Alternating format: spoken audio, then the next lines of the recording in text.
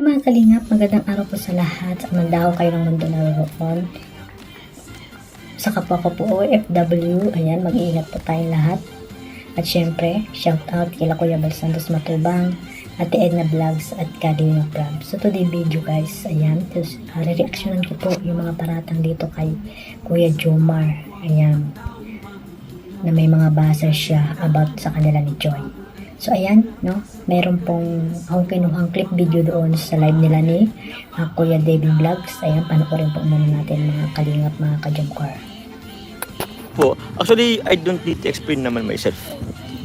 Kasi, may nagsasabi, may nagchat sa akin, kailangan ko daw mag-live, mag-explain, for what reason? Kasi takal naman na po yung issue na yan. Bro, wala mo siya natuwa sa'yo, bro? Wala yata. Pre, sa 100 na sa dami-dami mong magandang ginawa, sa isang fake news, sisirain lang bigla. Parang wala na Oo nga eh. Thank you po! Nanoksan si Carla kung maganda. Thank you po. May nakikita daw kasi pinasakay mo si Joy sa kay Coffee.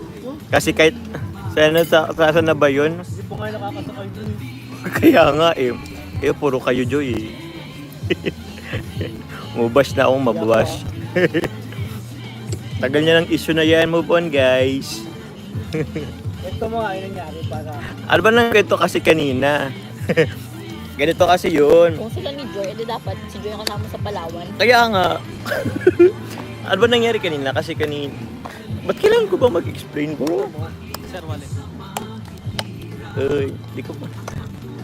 Kasi kanina nagla-live kami ni Kuya David Vlogs. So tapos pumasok doon si Mark. Bro, Mark ba yun bro? Mark yun. Mark yung may-ari po ng Croco. And ganun po siya sa SM. Kasi meron silang booth doon ng ano. Basta may booth po doon. Ako na nito lang yung dagdag.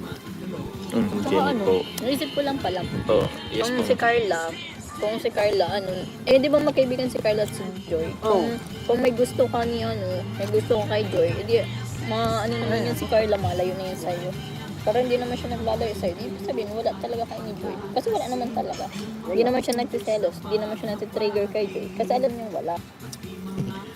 Guys, sa hindi pa po nakapanood ng full video na yan, yung live na yan, ay parapuntahan niyo po si Kuya David Vlogs. Ayan, isa sa mga staff ni Kalinga Prab. Ayan, nag-live po sila, kasama sila Ian. At ang asawa ni Ian si Ma'am Amy. Ayan, kumakain po sila. Hindi ko alam po sa lugar yun, sa Bagasbas ata yun, o hindi ko alam po saan. Basta yun na yun. So ayan o, wala daw dapat ipaliwanag. Unang-una, sabi ni Kuya Jomar. Wala siyang dapat ipaliwanag sa inyong mga basher, mga mapanghusga kay Kuya Jomar. Dahil ang lahat ng mga panatang nyo ay hindi naman pala totoo. No?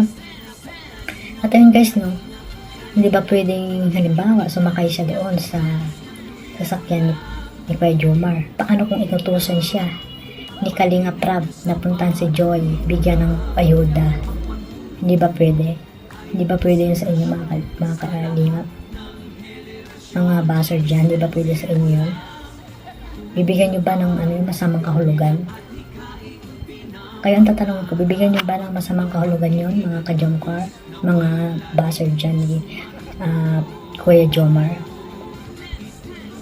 Ano po yan, kasamahan po yan ni Kalingap Prab si Kuya Jomar. Kaya kahit sinong mga Kalingap Angels ay pwede niyang puntahan at bigyan ng ayuda kung yun ay utos ni Kalingap Prab. Eh, huwag niyo silang bibigyan ng kung anumang mga dyan, no? Masamang kahulugan. Binibigyan niyo ng para lang magkaroon ng issue. Itong si Kuya Jomar kay Joy. At ayun nga, narinig niyo kay Ma'am Amy. Narinig niyo kay Ma'am Amy na papunta ng Palawan.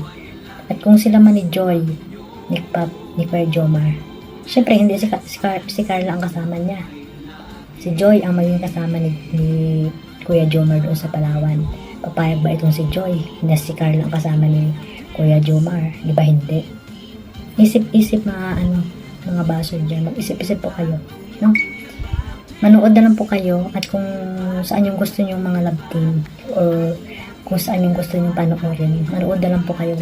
Huwag na kayong magsasalita or huwag na kayong manira ng tao. Dahil itong love team na to, si Carla at si Jomar, si Kuya Jomar, tahimik po yan sila. Wala po silang anumang pagtatampuhan, or si Carla hindi naman, wala naman sinasabi about kay Joy, di ba? At tama naman si Kuya Jomar, walang wala siyang dapat ipalawanan sa inyo dahil matagal na palang issue yan. At pilit yung binubuksan, pilit yung kino-comment kung saan. Sa live namin may nag-comment din yan, pero hindi kami naniniwala dahil nga itong Jomar, si Kuya Jomar at Carla ay talagang close sa isa't isa. Kung hindi pa man sila, halimbawa hindi man sila ngayon, sa pagdating ng panahon, magiging sila yan. Dahil alam ko mayroon silang spark. May spark silang dalawa, diba? Nasa kanila na yan kung halimbawa hindi man maging sila. Pero wag niyong paratangan si Papa Jomar, Kuya Jomar na sila ni John. Ayan guys, no, ang mga kalingap, sana matapos na yung issue na yan. At ayan, maliwanag na po sa video na yan na wala silang relasyon ni Joy Diwata, no? So ayan, magmahalan na lang po tayo dahil nasa isang kalingap po tayo, isang team lang po tayo, one family, one kalingap.